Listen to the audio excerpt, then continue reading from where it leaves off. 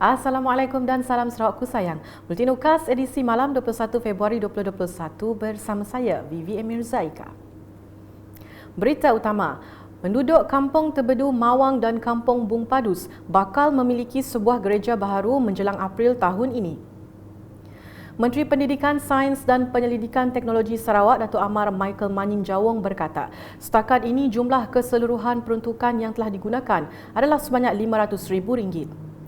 Menurutnya, terbaru beliau telah menyerahkan cek sebanyak RM40,000 dari unit hal ehwal agama-agama lain Unifor sebagai peruntukan tambahan bagi menyiapkan gereja berkenaan. Semasa majlis penyerahan cek dari Unifor di Kampung Tebedu Mawang pada Sabtu, beliau yang juga ahli Dewan Undangan Negeri Adun Tebedu memberitahu sumbangan cek itu adalah peruntukan tambahan untuk kerja-kerja menyiapkan gereja St. Agustin Tebedu. Katanya, selain peruntukan dari Unifor, gereja berkenaan juga dibangunkan menggunakan peruntukan projek transformasi luar bandar RTP dan projek kecil luar bandar MRP.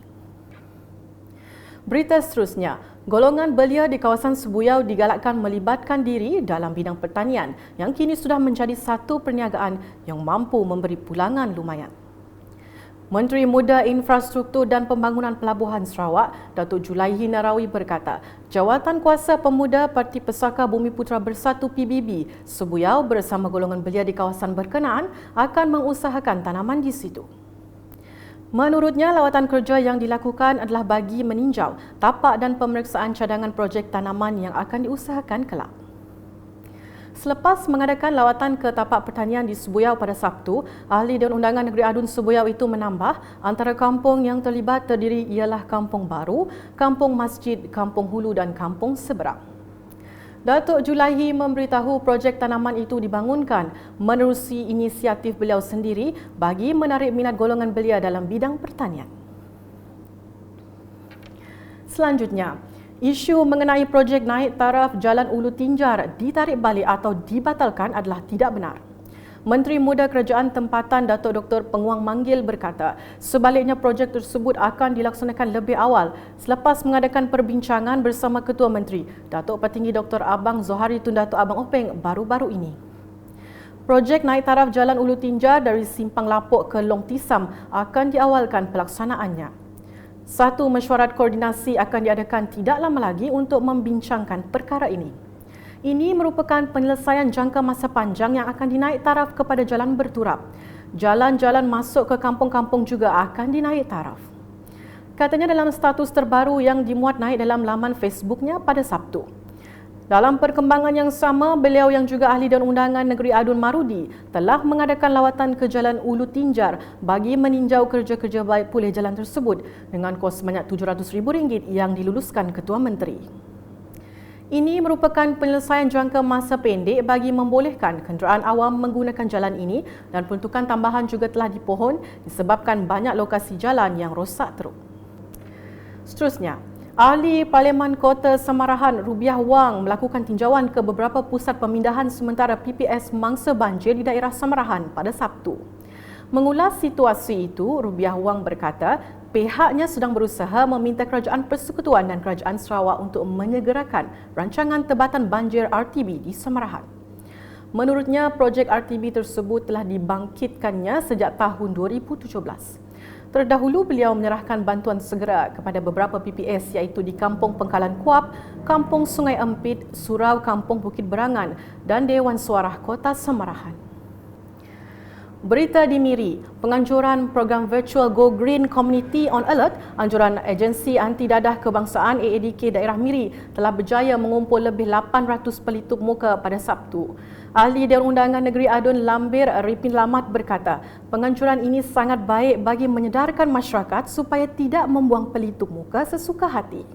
Dan kita berharap dengan adanya program seperti ini akan menyedarkan masyarakat supaya jangan membuang sesuka hatilah face mask, pelitup muka yang telah digunakan.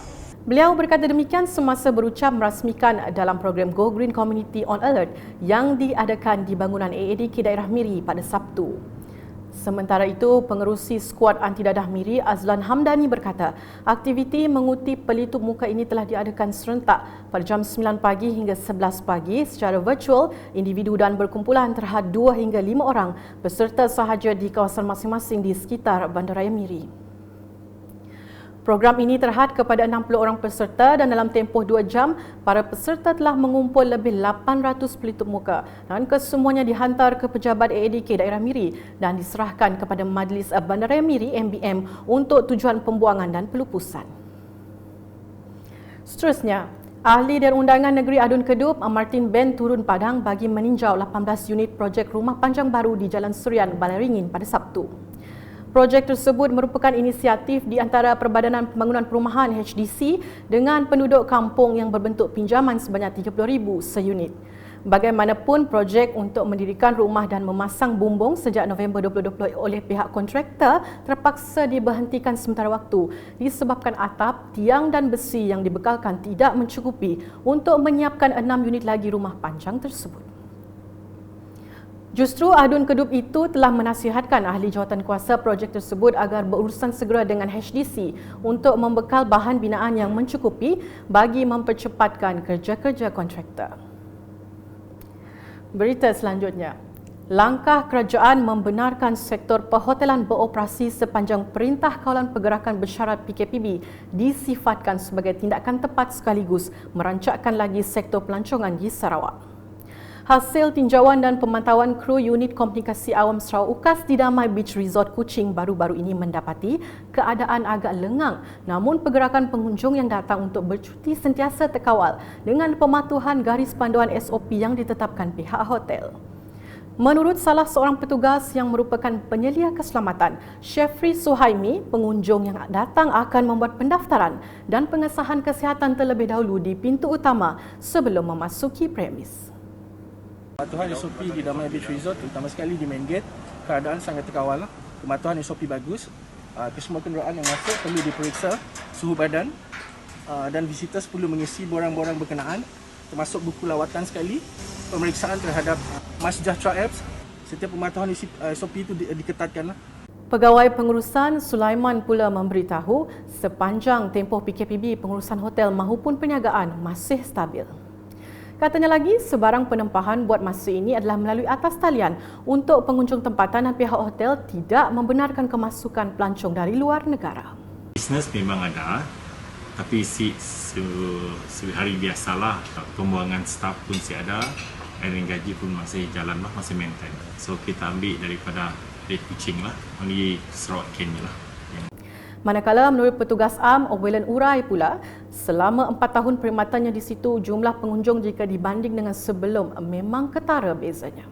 Belum COVID ya, datang kami guest bah, sentiasa datang apa semua, yang everyday dah datang lah, termasuk weekend atau penuh situ. Yang selepas COVID dan jauh berbezanya. Dalam sehari pun ada sikit visit, 2 visit sampai amun hari biasa. Mun weekend adalah dalam 10 visit. Sekian edisi malam bersama saya Vivi Mirza Ika dan grup penerbitan.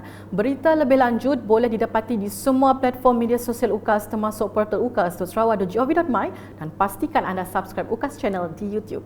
Salam UKAS.